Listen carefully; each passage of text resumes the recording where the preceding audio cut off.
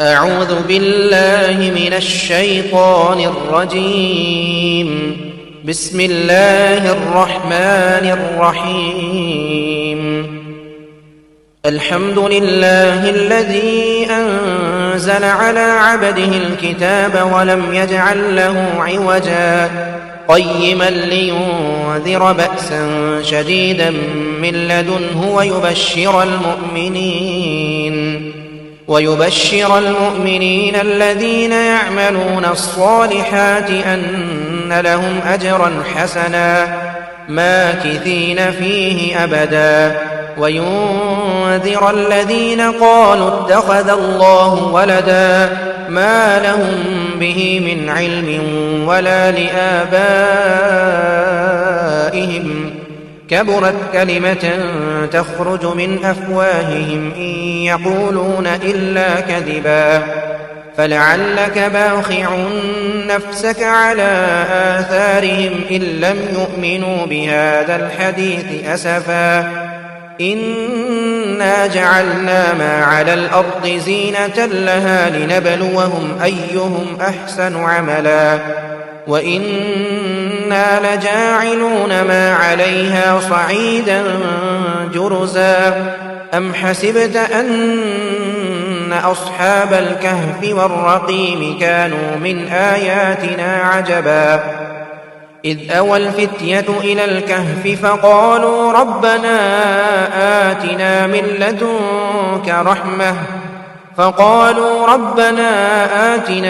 لدنك رحمة وهيئ لنا من أمرنا رشدا. فضربنا على آذانهم في الكهف سنين عددا، ثم بعثناهم لنعلم أي الحزبين أحصى لما لبثوا أمدا. نحن نقص عليك نبأهم بالحق، إنهم فتية آمنوا بربهم وزدناهم هدى. وربطنا على قلوبهم إذ قاموا فقالوا ربنا رب السماوات والأرض لن ندعو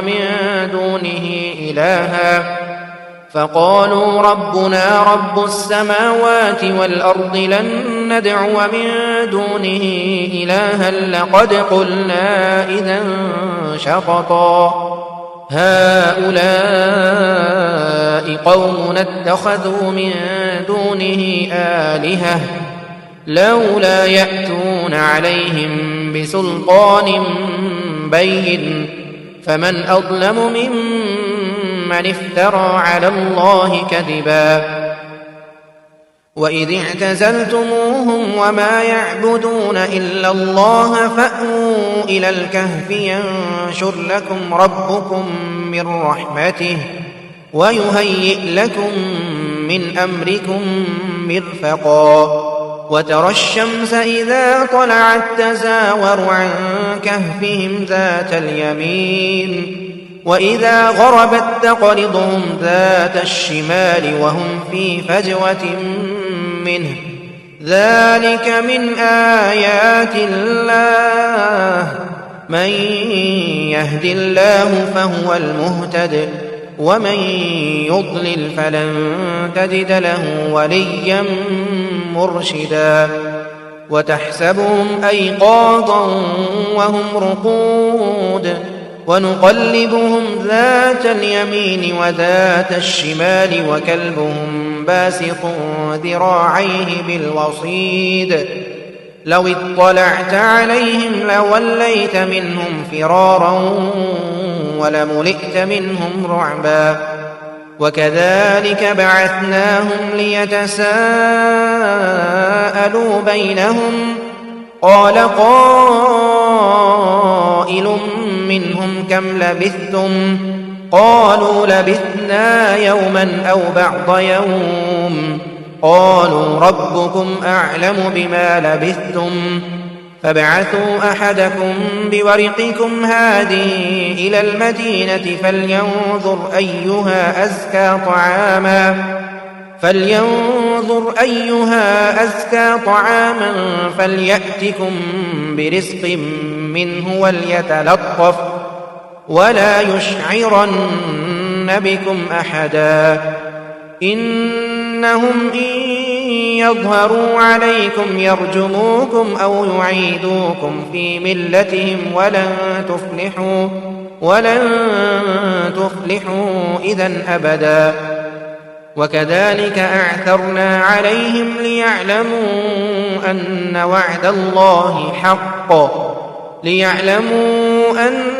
وعد الله حق وأن الساعة لا ريب فيها إذ يتنازعون بينهم أمرهم فقالوا بنوا عليهم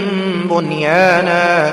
ربهم أعلم بهم قال الذين غلبوا على أمرهم لنتخذن عليهم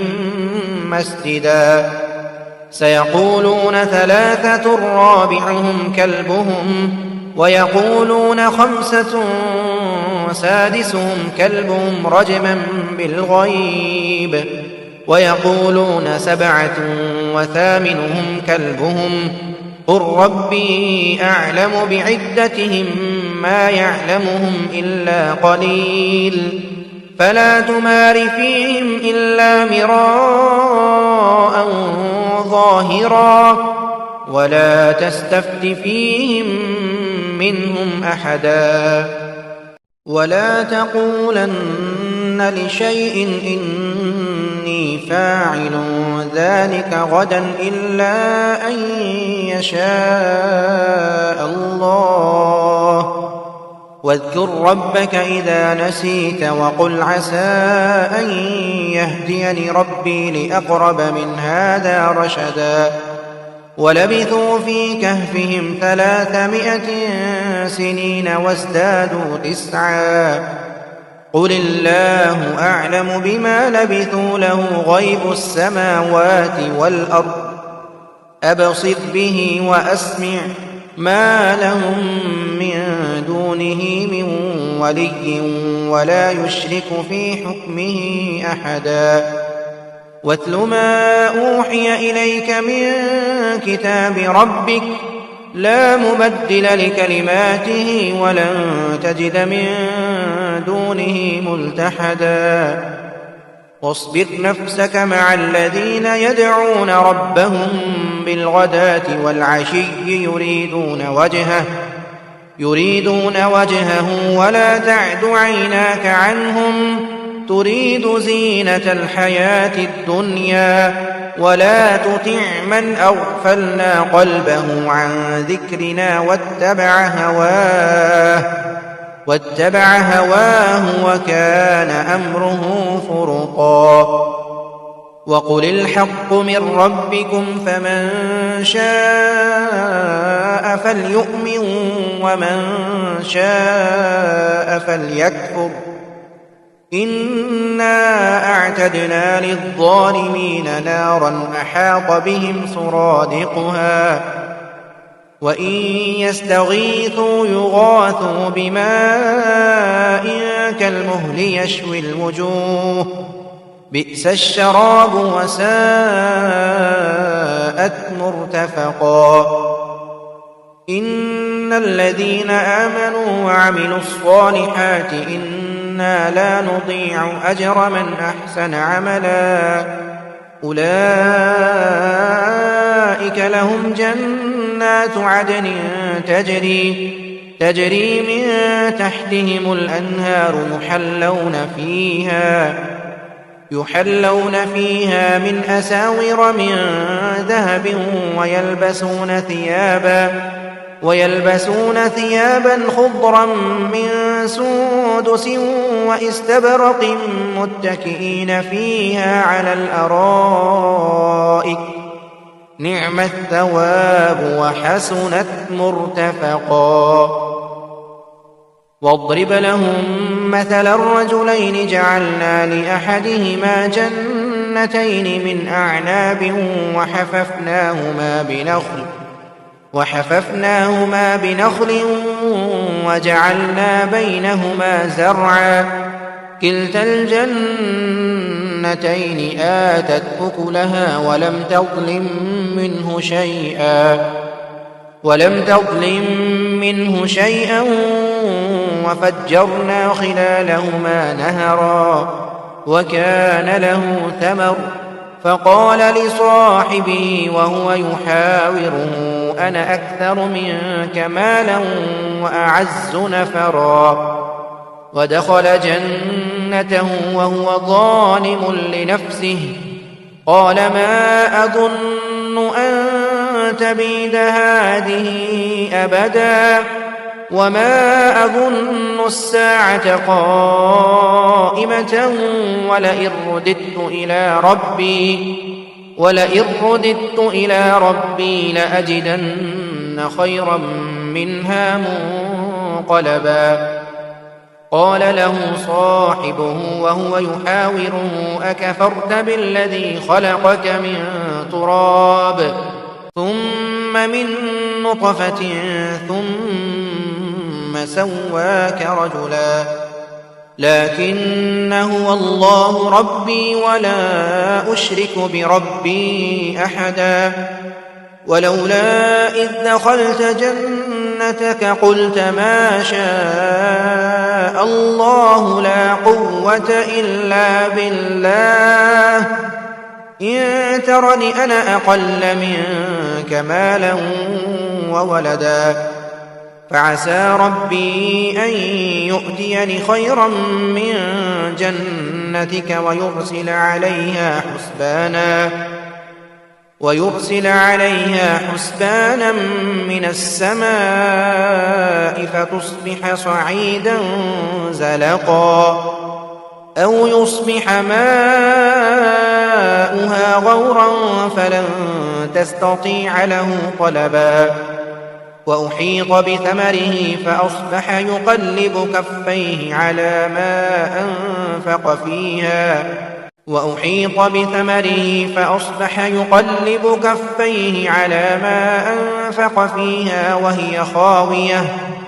وهي خاوية على عروشها ويقول يا ليتني لم أشرك بربي أحدا ولم تكن له فئة ينصرونه من دون الله وما كان منتصرا هنالك الولاية لله الحق هو خير ثوابا وخير عقبا واضرب لهم مثل الحياة الدنيا كماء إن أنزلناه من السماء فاختلط به نبات الأرض فأصبح هشيما تذروه الرياح وكان الله على كل شيء مقتدرا المال والبنون زينة الحياة الدنيا والباقيات الصالحات خير عند ربك ثوابا وخير أملا ويوم نسير الجبال وترى الأرض بارزة وحشرناهم فلم نغادر منهم أحدا وعرضوا على ربك صفا لقد جئتمونا كما خلقناكم أول مرة بل زعمتم أن لن نجعل لكم موعدا ووضع الكتاب فترى المجرمين مشفقين مما فيه ويقولون يا ويلتنا ما لهذا الكتاب لا يغادر صغيرة ولا كبيرة إلا أحصاها ووجدوا ما عملوا حاضرا ولا يظلم ربك أحدا وإذ قلنا للملائكة اسجدوا لآدم فسجدوا إلا إبليس كان من الجن ففسق عن أمر ربه أفتتخذونه وذريته أولياء من دوني وهم لكم عدو بئس للظالمين بدلا ما أشهدتم خلق السماوات والأرض ولا خلق أنفسهم وما كنت متخذ المضلين عضدا ويوم يقول نادوا شركائي الذين زعمتم فدعوهم فلم يستجيبوا لهم وجعلنا بينهم موبقا ورأى المجرمون النار فظنوا أنهم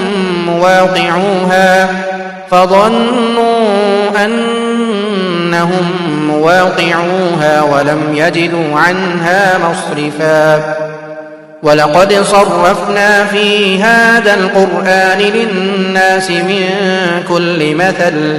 وكان الإنسان أكثر شيء جدلا وما منع الناس أن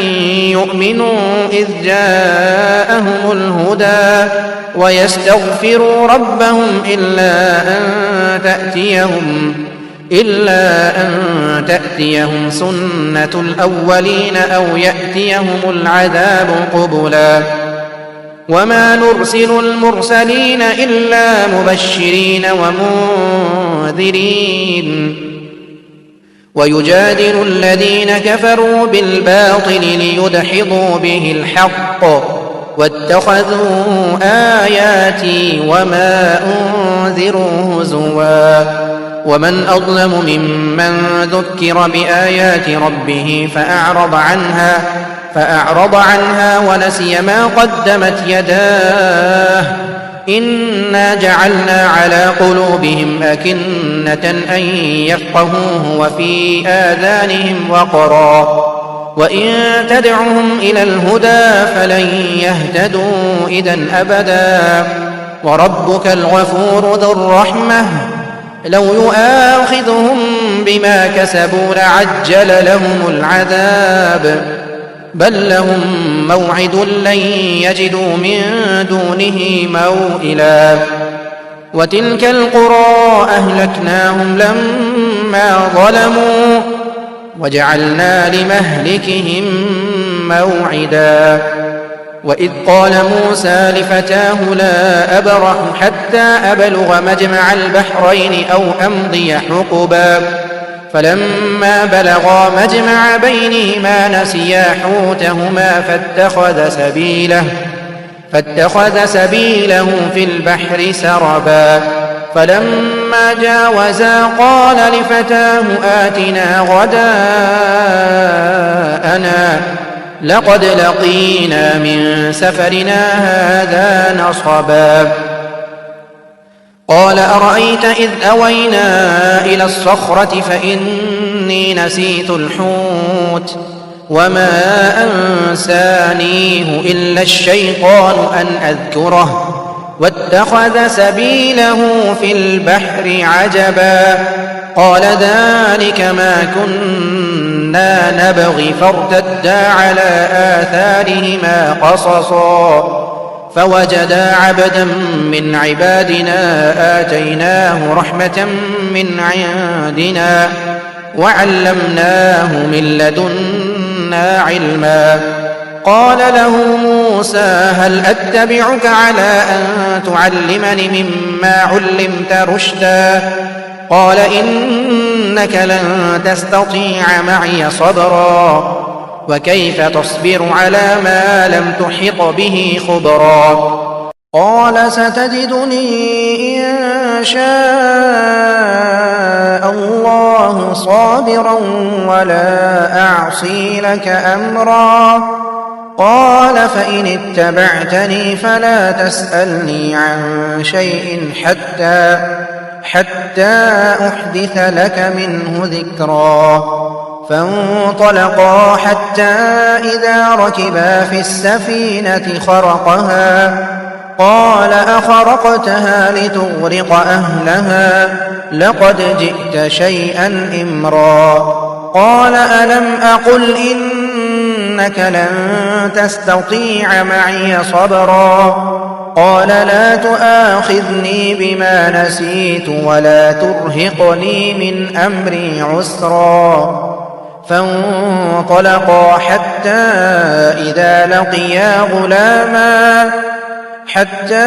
إذا لقيا غلاما فقتله قال أقتلت نفسا زكية بغير نفس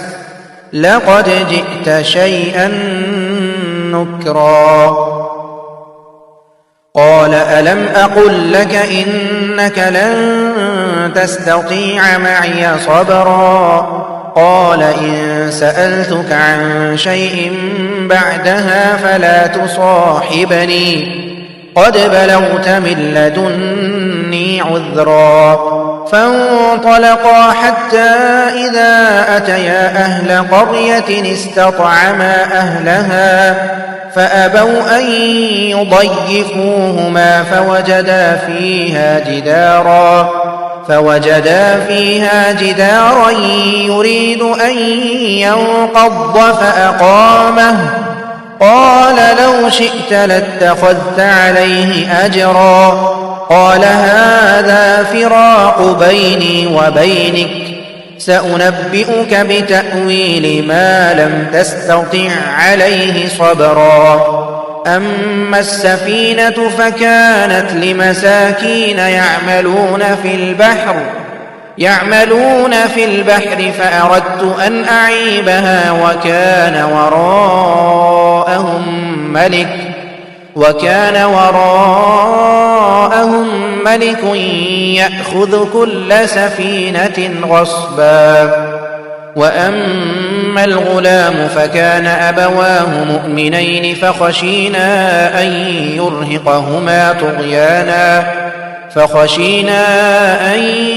يرهقهما طغيانا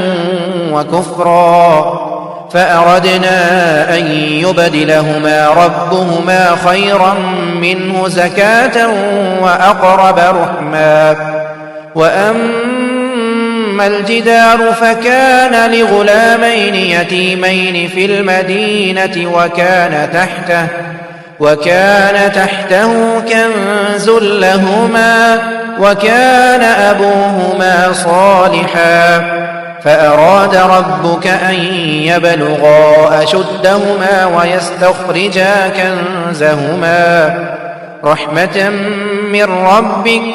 وما فعلته عن أمري ذلك تأويل ما لم تسطع عليه صبرا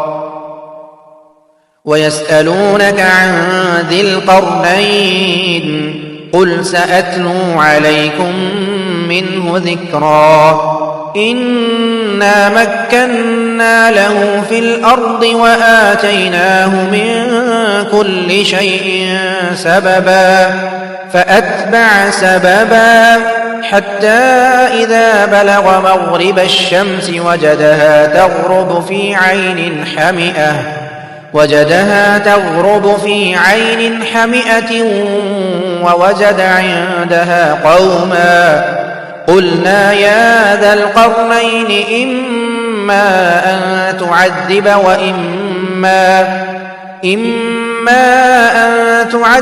وإما أن تتخذ فيهم حسنا قال أما من ظلم فسوف نعذبه ثم يرد إلى ربه فيعذبه عذابا نكرا وأما من آمن وعمل صالحا فله جزاء الحسنى وسنقول له من أمرنا يسرا ثم أتبع سببا حتى إذا بلغ مطلع الشمس وجدها تطلع على قوم لم نجعل لهم من دونها سترا كذلك وقد أحطنا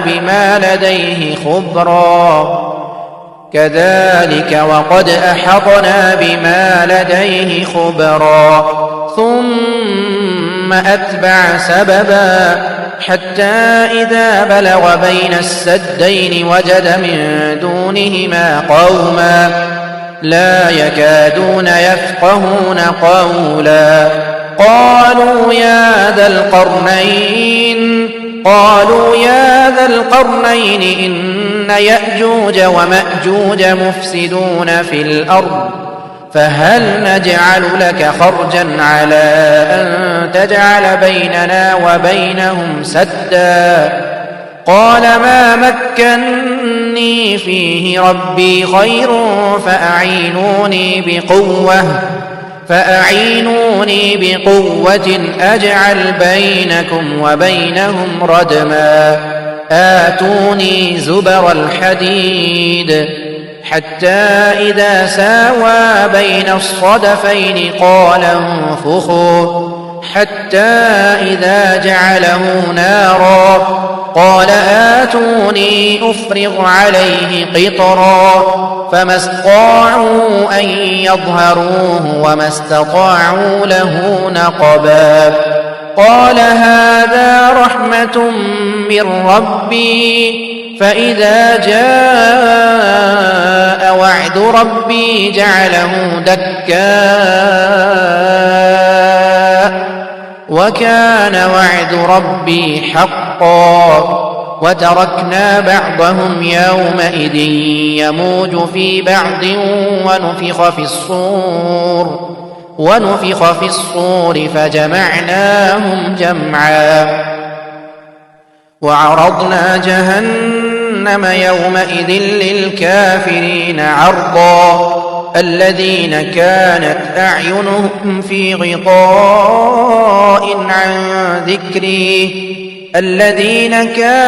أعينهم في غطاء عن ذكري وكانوا لا يستطيعون سمعا أفحسب الذين كفروا أن يتخذوا عبادي من دوني أولياء إنا أعتدنا جهنم للكافرين نزلا قل هل ننبئكم بالأخسرين أعمالا الذين ضل سعيهم في الحياة الدنيا وهم يحسبون أنهم يحسنون صنعا أولئك الذين كفروا بآيات ربهم ولقائه فحبطت أعمالهم فلا نقيم لهم يوم القيامة وزنا ذلك جزاؤهم جهنم بما كفروا واتخذوا آياتي ورسلي هزوا إن الذين آمنوا وعملوا الصالحات كانت لهم جنات الفردوس نزلا خالدين فيها لا يبغون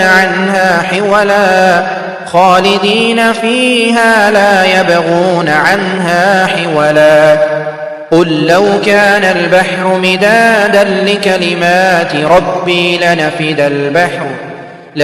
البحر قبل أن تنفد كلمات ربي ولو جئنا بمثله مددا قل إنما أنا بشر مثلكم يوحى إلي أنما إلهكم إله واحد فمن كان يرجو لقاء ربه فليعمل عملا صالحا ولا يشرك بعبادة ربه أحدا.